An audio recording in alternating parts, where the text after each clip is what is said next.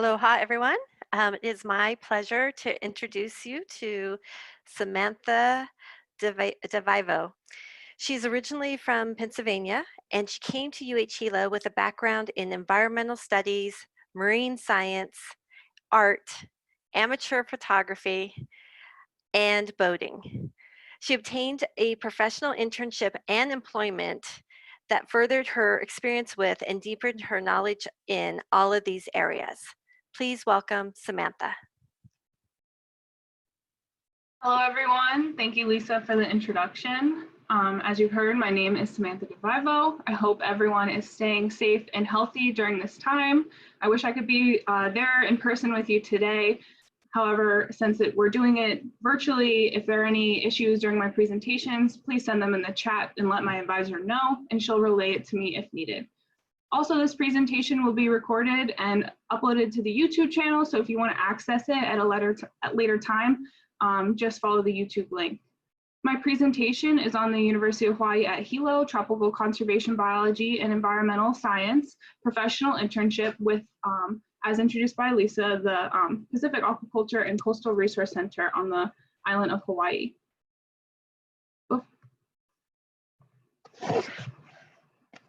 Oh, it won't let me go to the next slide. Okay, perfect. So before we dive in, I want to briefly describe what we will cover in this presentation. I want to first introduce aquaculture, and then I'll introduce my internship facility, PACRAC. I will then move on to different aspects of my professional internship and my responsibilities, and then I will end with a statement of outcomes. Also, if I don't provide proper photo credits in this presentation, I took those photos. So what is aquaculture? Aquaculture is the rearing or farming of aquatic animals and plants. Globally, there is freshwater and saltwater aquaculture.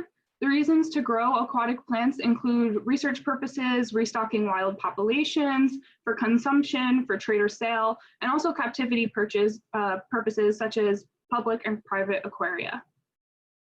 World aquaculture production has steadily been on the rise as seafood demand increases. In this Food and Agriculture Organization figure, the blue represents aquaculture production and the orange represents wild caught. As displayed, capture production in the late 1800s was steadily on the rise for years, but then leveled out around 1990. This isn't surprising as we've hit our carrying capacity in wild populations and employed strict regulations that prohibit taking excess amounts of a particular resource out of a population faster than they can rebound. As our demand for seafood products still incline and our wild caught production plateaus, then the need for aquaculture production of marine products becomes evident. To give you insight as to what species are being farm raised globally, this 2017 condensed table displays the top 10 species groups by quantity in world aquaculture. So carps, barbels, and other cyprinids lead production, accounting for 1/4 of all aquaculture production.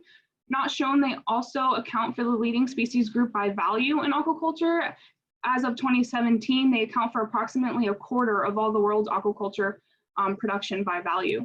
Carp is then followed by red and brown seaweeds or limu, tilapias, and oysters to round out the top 5 species groups. There is a demand for seafood products in our country. It is estimated that the US per capita consumption of fish and shellfish was at 16.1 pounds of edible meat in 2018. Yet the United States alone is currently the world's top importer of seafood products. According to NOAA, the US had a $17.2 billion seafood trade deficit in 2018, importing more than 2.7 million metric tons of edible products valued at $22.4 billion, while only exporting approximately 1.3 metric tons valued at $5.2 billion. So about half of those imports were from aquaculture sources. However, even though we are among the top seafood importers, we are also among the top 5 seafood exporters. Even though we're a small producer, we play a major role in global aquaculture. Our country supplies a variety of advanced technology, feed, equipment, and investment capital to other producers around the world. Either way you look at it, the absence for a sufficient local supply to meet our growing demand for seafood products clearly represents a lost opportunity for sustainability and economic growth. So how does Hawaii contribute to world aquaculture? Robust seafood data isn't relatively available for Hawaii as a lot of the local harvest isn't documented, but according to a 2012 study, 57% of commercial seafood in Hawaii is imported from foreign sources, and another 6% is imported from the US mainland. Hawaii residents consume double the amount of seafood per capita than a mainland US resident, and so it's important that we try to produce products locally. Aquaculture sales in Hawaii are increasing steadily, with the sales producing $76.2 million in 2015, excuse me. The major product of Hawaii aquaculture is algae. We contribute $33.8 million and account for 44.3% of all the sales recorded in 2015.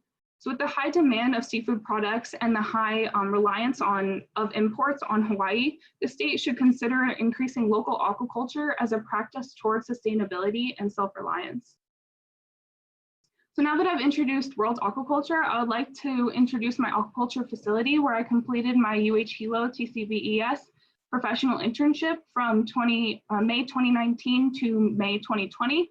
As mentioned, this was based at the Pacific Aquaculture and Coastal Resource Center located in Keaka'a, Hawaii. This spot was once an old wastewater treatment plant, but now serves as Hilo's aquaculture facility. As stated on PACRAC's website, their long-term goals are to provide infrastructure for world-class aquaculture and marine science programs at the University of Hawaii at Hilo, and to support commercial aquaculture, fisheries, and conservation. So I served on many projects as a professional intern at the facility. I spent a good amount of my hours working with bivalves, and I'll discuss that first in my presentation. I'll then discuss my time in live feeds, attending Dr. Maria HAW'S aquaculture classes, working with the Children's Learning Center, and participating in a keiki or kids after school program. PACRAC's bivalve nursery produces Pacific oysters, or Castor gigas. Pacific oysters are the only commercially sold oyster at the facility. Introduced by man from the Asian Pacific coast, these oysters are now found in North America, Australia, Europe, and New Zealand. PACRAC receives millions of Pacific oyster larvae from a partner facility called Hawaiian Shellfish. We then grow the oyster larvae through metamorphosis. These oysters, referred to as seed, transition from a planktonic individual to a benthic individual and form an eye spot. This seed is grown at PACRAC to the requested size and sold to shellfish hatcheries along the West Coast. PACRAC produces both diploid and triploid versions of this species, and they have a different value in the market. Triploid oysters contain 3 sets of chromosomes, while diploids only contain 2. Triploids generally produce few or no gametes, so they're sterile and they don't spend energy on reproduction. This in turn allows them to focus all of their energy on their growth. Although triploid oysters do have the chance of reverting back to diploid, they tend to have a greater value due to their ability to grow faster than diploids.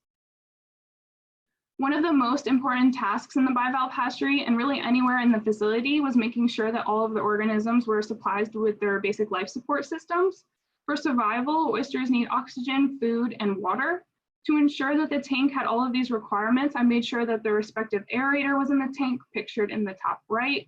The tanks had the feed lines, or the oysters were fed their respective amount of algae paste, and that all the water supply was on in their tanks. Oysters are filter feeders, which means they obtain their food through filtering the water over their gills. They eat phytoplankton and algae. And at PACRAC, our single-celled eukaryotic plantotic microalgae is our primary source of nutrition for our oysters, our coccopods, our rotifers, and our Artemia. Large-scale production consists of a continuous microalgae production bag system that produces 4,000 liters of microalgae water per day. Most organisms need a mixed diet to survive, so PACRAC has multiple different species making up their algae bank to ensure a balanced diet. The algae starts as the not pictured stalk cultures that make up our algae bank. After performing inoculations and bringing up the resource to the bag system scale, pictured in the top left, The microalgae water is then transferred to the black bins pictured on the bottom right of this, or bottom left of this slide. These bins are where we harvest from each day to feed the pack rat oysters. One of the responsibilities of my position was to drain, clean, and restart these bins on a daily basis, making sure that we were pumping out of the appropriate full tank. I believe there's around 9 bins, and half of them feed into our bivalve nursery and the other half feed into our conditioning system. In the bivalve nursery, I was responsible for cleaning and organizing equipment and making nutrients for our microalgae. I prepared feed and distributed feed to pack rat organisms. I counted and monitored dead oysters to ensure tank cleanliness and health.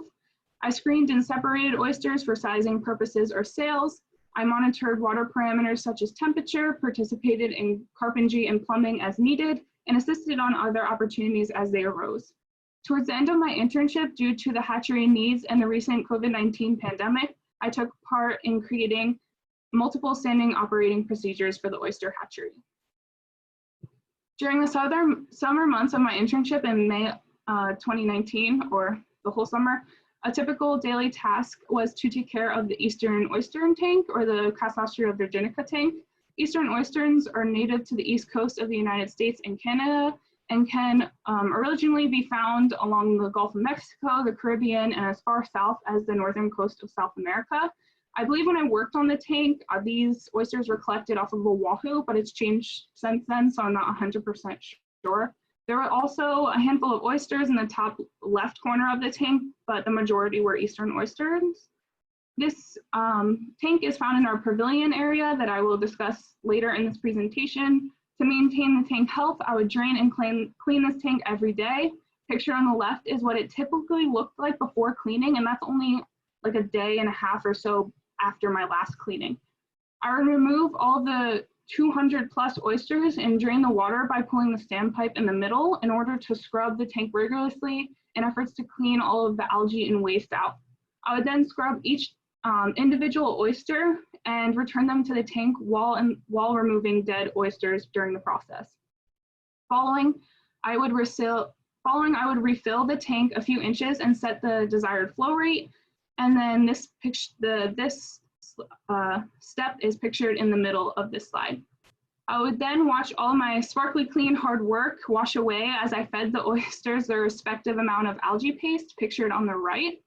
This tank is not equipped with a microalgae feed line, which I mentioned previously, so I had to feed them algae paste, making sure that I diluted it to cover the whole area of the tank. So that's pictured on the right of this slide. Before leaving, I made sure that this tank was equipped with all the basic life support systems. After the eastern oyster tank, I would move on to the conditioning system that contains our broodstock. This area contains a variety of different bivalve species and sizes, and it really changed throughout the year what was housed. These sizes and range from like a couple of inches. So if you can see me, I'm holding one of the oysters that was in the conditioning system, so they can get rather large, even larger than this. So it was really cool to see the variety of different species and different sizes in our conditioning system. I basically performed the same animal husbandry skills in this space, so for time purposes, I'm not going to go over them again. However, one thing I do want to mention is since these oysters are filter feeders, they pump in water over their gills. They collect nutrients, sediment, and chemical contaminants. So this natural filtration process can help regulate water quality issues. As for pack rat, more than 10,000 triploid Pacific oysters and haploid native oysters produced at our facility have been outplanted in the nearshore waters off of Oahu and Maui. In this conditioning system, I sized and counted over 800 oysters that were recently sent to Maui to help with restoration efforts. I believe it was in correspondence with the Maui Nui Marine Resource Council. So this utilization of bivalves for mitigating water quality issues also allows for the restoration of native Hawaiian species and could improve the water quality in our nearshore Hawaiian waters. Towards the end of my internship, I got to work alongside my mentor, Sydney Gamio, in live feeds production. Pack rat's live feeds consist of rotifers, artemia, and copepods, with the goals of providing a food source for our larvae fish. I assisted with the production of rotifers as they were the easiest protocol to learn for beginners. The species of rotifer that PACRAC has is Brachionoos placatalis, which are the most common rotifer being raised as food for ornamental fish larvae. One of the duties I carried out included monitoring and maintaining water parameters to ensure optimum water quality. To check the water quality, I measured the salinity, the pH, and the ammonia levels of our tanks. If any of the parameters were off, my job was to correct those differences by adding the appropriate adjustment for each. In addition, I conducted weekly routines such as starting in new rotifer tanks, dropping old rotifer tanks, calculating and setting feed amounts, calibrating machinery, organizing equipment, and cleaning equipment that's used for the rotifers. These skills would have been expanded on in the last couple of months of my internship, such as learning rotifer counts. However, due to the global pandemic, they were halted. Another amazing opportunity I got to take part in was attending Dr. Maria HAW'S aquaculture class. Although not enrolled in the fall invertebrate and algae culture class or the spring aquaculture of fishes class, Dr. HAW'S allowed me to audit both of these classes. To participate, I completed an institutional animal care and committees, or IOCOOC, animal care working with fishes certificate. This certificate is valid 3 years and will be required if I continue to work in an aquaculture setting in the future. My position was to assist her in the lab setup and breakdown, to take class pictures, and anything else she may need, although these duties were scarce. As you see in these pictures, I participated in many aquaculture-related practices. This opportunity improved my knowledge of aquaculture techniques and also transferred well to my position at PACRAC. For example, in class, I learned how to properly ship fish. I learned the equipment required, what parameters to keep in mind, and how to properly bag the fish. Dedicating the time to educate myself on aquaculture practice as such prompted me to overlap these skills with my time working at the facility. After learning shipment protocols in class, I asked to be involved in an oyster shipment, which allowed me to have a variety of shipping experience. So what you see on the slide on the left is us shipping tilapias in class or just practicing. And then on the right is actually one of the shipments of oysters that we sent to Washington. To serve the community and educate the public on aquaculture practices, PACRAC decided to design a children's learning center. The area that was designated for this project was the pavilion space near the entrance of PACRAC. Before the start of the project, the space acted as storage and as a home for our touch tank, our Eastern oyster tank, and the University of Hawaii at Hilo's Marine Option Program Coral Nursery Tank.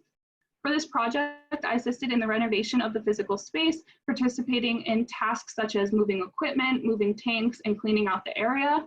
My mentors and I also plan to begin working with the community and local school groups to gain an insight to what features would be most valuable in the Children's Learning Center. Although this process is still in the works, my mentors and future interns will continue to be in correspondence with teachers at local school groups to identify a target audience and learn what the community wants from the space. I've created surveys, questionnaires, and draft emails to assist with this process. I also visited the downtown Discovery Center for exhibit ideas. Once the pavilion space is finished, the teachers begin to schedule tour. Future interns and employees will use this completed space to teach class discussions. So what you're seeing in this picture is the space before we started the renovation process. I don't have an updated picture, but it's more cleaned out. The tanks are in space, and this week we're going to start our redesign of our big black Pui Bay tank that is located in the right of the bottom picture. I just wanted to show you a schematic that I created for the space. So on the left is my original schematic that I made when I measured out all the equipment in the area, and the right is the updated version. So this is what we envision our space to look like. We see that there will be a space for the teachers to teach and also have the Marine Option Program tanks and the 2 touch tanks, and then also our Pui Bay black tank, which will have nearshore reef fish species in it. So it'll be fish that people would see right outside or right in the backyard of PACRAC. So it'll really introduce people that aren't able to get in the water what species they may find there. Pictured here are examples of educational resources that I made for PACRAC. These pages are part of an approximately 10-page binder resource that is comprised of information about the Children's Learning Center, production, and current research projects. This includes all the tanks that will be in the Children's Learning Center. It includes information about the marine ornamental fish production, the bivalve hatchery, microalgae production, PACRAC's food fish production, and the Native Oyster Project. To create this informational resource, I shadowed 7 PACRAC employees in efforts to gain understanding of aquaculture and all the projects and production at PACRAC. When I shadowed across the facility, I gained valuable hands-on experience and knowledge that not only helped me create a successful Children's Learning Center plan, but also increased my knowledges of aquaculture practices. Although this resource hasn't been used yet in the community, my mentors have access to these pages so it can accompany them on outreach initiatives. Here are some of the educational games and posters that I created for PACRAC that will be used in the completed Children's Learning Center space. And on the left, you see a reef fishes guide. So this will accompany the Pui Bay tank and really give information of what the animals that they are seeing in the tank. The middle is for the Marine Option Program tank. And the right are 2 hands-on activities that I created. The bottom being more of a Where's Waldo, find that fish that kids can interact with and learn the fish species as they go. And the top is a memory game, also with nearshore reef fish species, but it's actually made on top of our Pacific oyster shells. So it's nice that the kids get to learn the fish species while also getting hands-on experience with the oysters that we commercially produce at PACRAC. When COVID-19 began, I found other ways to be useful during my time away at the facility.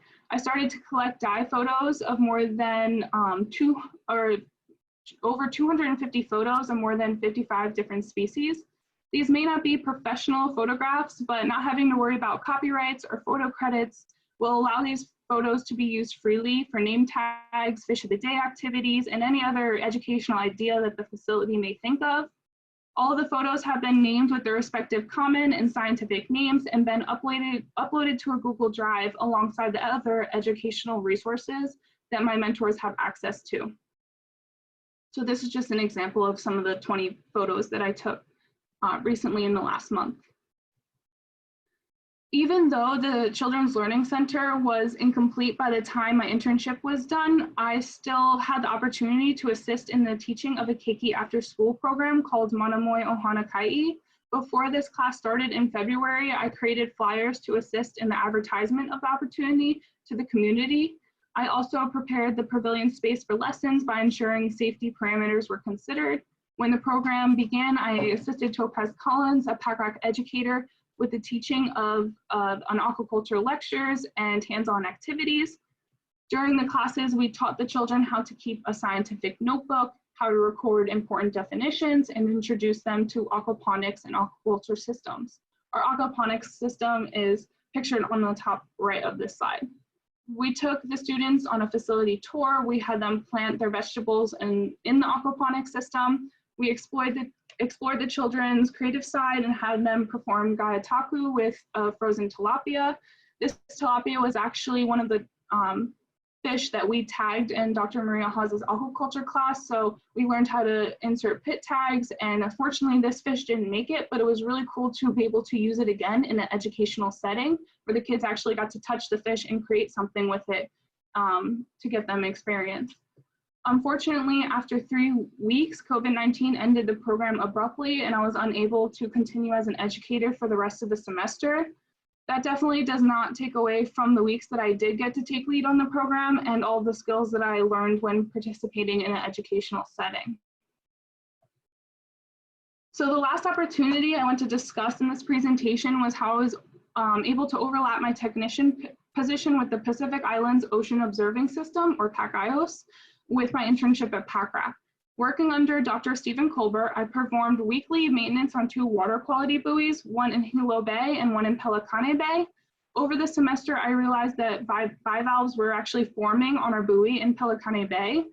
With permission from my boss, Dr. Colbert, I asked Dr. HAW'S if she would be interested in the collection of these oysters. And as she was under permit alongside my coworkers, I was able to collect over a dozen oysters for PACRAC research. I believe it was a mixture of black-lipped pearl oysters and Pacific oysters and some native oyster species in that bag that you see. This task was really made me feel that I contributed to my internship organization, and I was glad that I was able to use an outside resource to help the facility.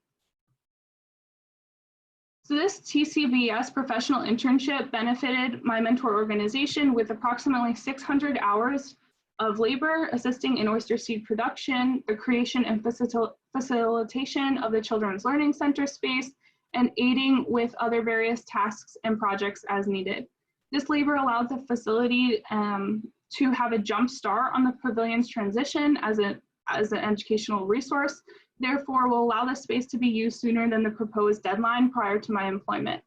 Although PACRAC has a previous relationship with the TCBES research students, my professional internship experience opened the door for future opportunities with TCBES internship graduate students. Alongside the benefits to my mentor organization, I also gained a great deal of experience working at the Pacific Aquaculture and Coastal Resource Center. I was able to work across the facility to gain experience in a variety of different environments. I was able to contribute outreach and educational resources that will be used for instruction far past my internship duration. I contributed on important research and community outreach projects, and I got to network in my field and work under and alongside many different mentors that compile a variety of expertise. With that, I want to take this time to acknowledge the University of Hawaii at Hilo, the TCBES program, PACRAC, and all of its staff, especially everyone that's watching. I want to thank my advisor, Lisa Canali, and her guidance over the last 2 years of my graduate program, and the amazing cohort that I had alongside of me. I want to thank my two mentors, Dr. Maria HAW'S and Sydney Gamio, for surpassing my expectations of my internship and allowing me to work under and alongside of you at the facility. Thank you, Marnie Ram-Magici, for being an amazing supervisor in the bivalve hatchery. Thank you, Topaz Collins, for allowing me to assist in the keiki program, and Dr. Stephen Colbert for allowing me to overlap my position to benefit my internship experience and organization's resources. And lastly, thank you to my family for always pushing me to achieve and chase my goals, even though they were required me to move across the country from you. So mahalo to everyone, and at this time, I would love to take any questions that you would have. Also, I put my contact information at the bottom of the slide, so if you think of something in the future, please don't hesitate to email me. Thank you. Thank you very much, Samantha, for your presentation. It is packed full of information. Yeah.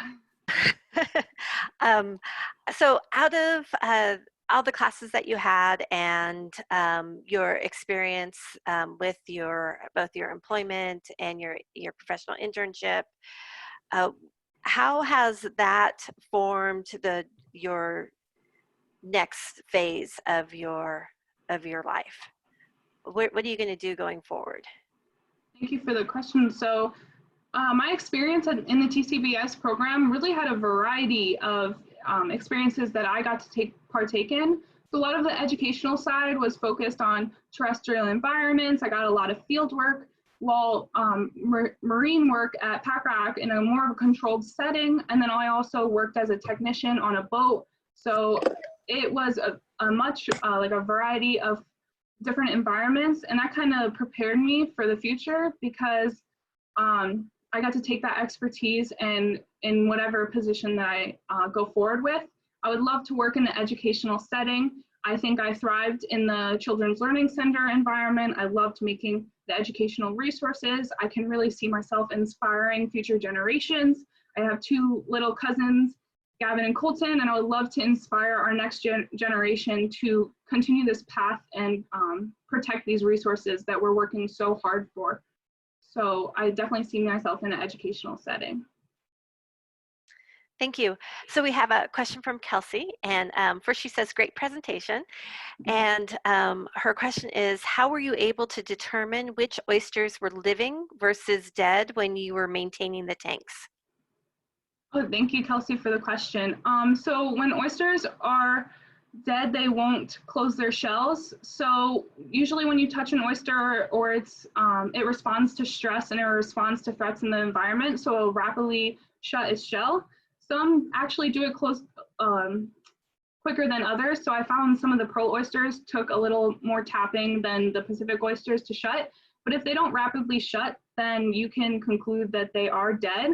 But I would never take an oyster out of the tank that I wasn't 100% sure. So if they don't close, that's how I knew that they were not living. All right, so we have a shout out for you from Dr. HAW'S. She said, excellent presentation, Samantha. Thank you for your hard work and your significant contributions to the PACREC mission, exclamation point.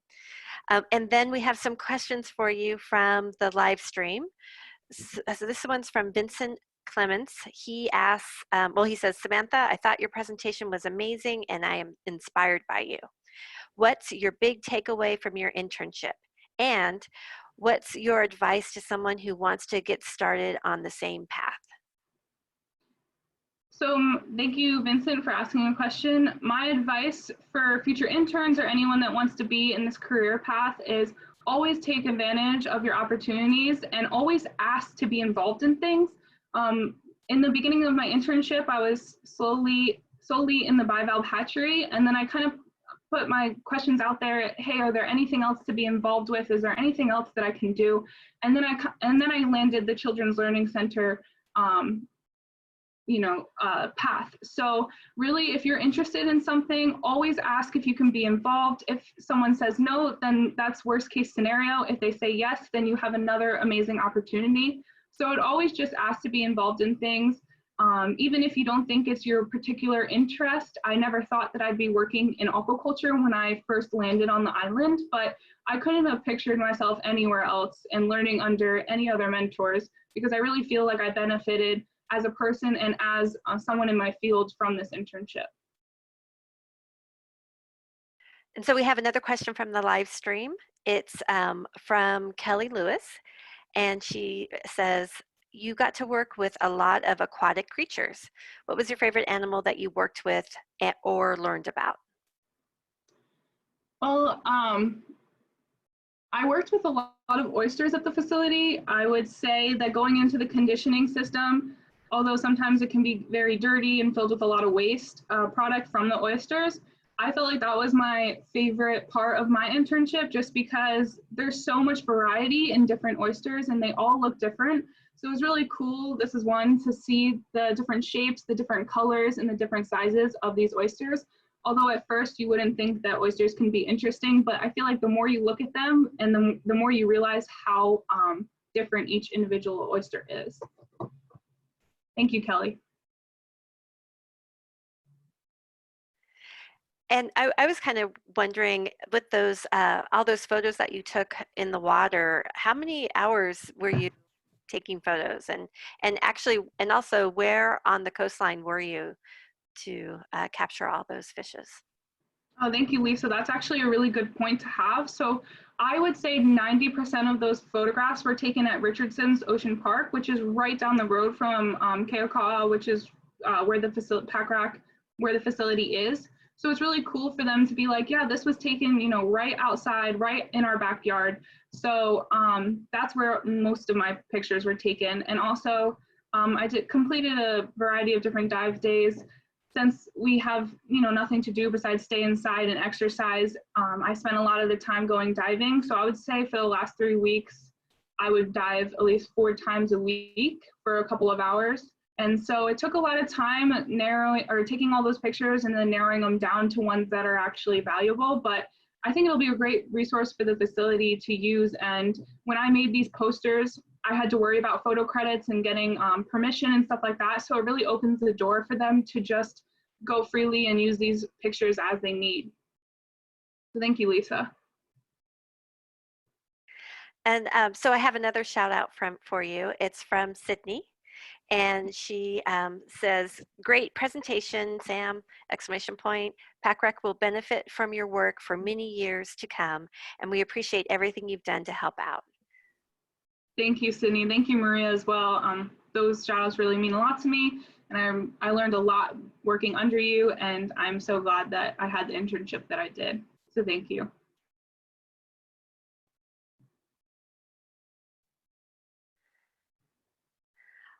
All right, so it looks questions have slowed down, ceased. However, there's a bunch of shout outs to you, so I'll make sure that you get them later on today. So I'm just wondering if there's any last words you'd like to say before we transition into our next presentation. I just want to always say to, strive for your goals and always take the opportunities as they arrive, but don't be afraid to reach or go out on a limb for the opportunities. That's what this internship is all about, this program. I wanted to take the time to thank everyone in our program. We have a wide range of personalities, but we really came together over these 2 years and made this program so enjoyable. So thank you to my cohort, and I wish everyone luck on their presentations that are to come. So thank you guys, and thank you to my family. Shout out to my mom and dad. Thank you.